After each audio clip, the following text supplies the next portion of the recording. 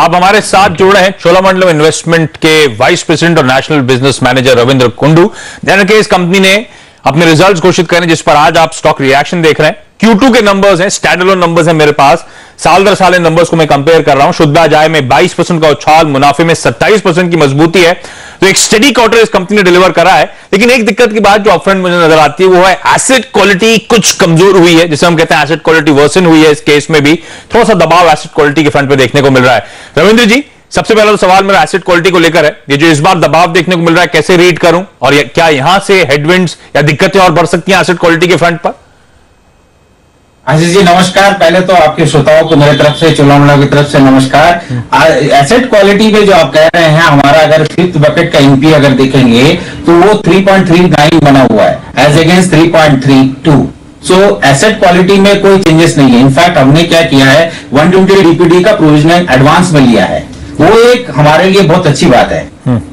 उसके बाद भी हमारा रिटर्न ऑन टोटल एसेट 3.1 है as against 2.7। So asset quality improve हुआ है as against the last quarter. अगर आप देखेंगे एप्पल टू एप्पल कंपैरिजन करेंगे तो। अच्छा, एक इंटरेस्टिंग बात है आपके मैं आपके नेट इंटरेस्ट मार्जिन्स देख रहा था, साल दर साल तो ऑलमोस्ट 90 बेसिस पॉइंट्स के आसपास का इंप्रूवमेंट है। कहां से मदद मिल रही है, और फिर एनआईएम्स के फ्रंट पे आउटलुक कैसा नजर आता है सर? यहां से ट्रेजेक्टरी कैसी रहेगी? हाँ, तो ये जो आपका पहले क्वेश्चन का जो ये भी आपको फिर से ये सेकंड वाला क्वेश्चन भी पहले से रिलेटेड है। अच्छा। कि हमारा जो रिवर्सल है वो भी कम रहा है। तो इनकम रिवर्सल कम होने के कारण वहां से बेनिफिट आ रहा है, तो एनपीए बढ़ा नहीं है। एनपीए वैसे ही उसी लेवल पे मेंटेन है। प्लस हमको फिर कॉस्ट ऑफ फंड से भी बहुत बेनिफिट मिल रहा है और रेवेन्यू भी ऊपर गया है। तो तीनों से मिलके आपका जो नेट इनकम मार्जिन है वो 8.5 में पहुंच गया है as against 7.7 last year. So that is one of the best achievement for us. अच्छा, एक आखिरी सवाल सर, आपके पोर्टफोलियो अगर मैं सही हूं तो ऑलमोस्ट 70-71% रूरल है। तो आपसे बेहतर कोई नहीं है जो बता सके कि रूरल में एक्चुअली क्या हो रहा है। कई लोग मानते थे अर्बन में डिमांड इंप्रूव हो रही है, रूरल को लेकर अभी भी दिक्कतें हैं, और अब तो मॉनसून के फिगर्स भी हमारे सामने, लगातार दूसरा साल दिक्कत बढ़ा है। रूरल किस तरह से रहे, किस हद तक दिक्कत आप भी फेस कर रहे हैं? इसलिए मेरा सवाल था एसेट क्वालिटी को लेकर के, आगे हेडविंड्स हैं, दिक्कतें आ सकती हैं? नहीं, एसेट क्वालिटी पे हम लोगों की नजर बनी हुई है। हम लोग कोशिश कर रहे हैं कि हमारा जो कलेक्शन एफिशिएंसी बढ़ता जाए। पिछले 18 महीने में अगर आप कंपेयर करेंगे तो जो हमारा इन्फेंट डिलिंजेंसी है या अर्ली डिफॉल्ट है वो पिछले 8-9 महीने से लगातार गिर रहा है, कम होते जा रहा है। इसका मतलब ये है कि हमने जो पिछले 18 महीने में जो बिजनेस किया है या जो डिसबर्समेंट किया है उसका परफॉर्मेंस बहुत अच्छा है, वो क्वालिटी परफॉर्मेंस है।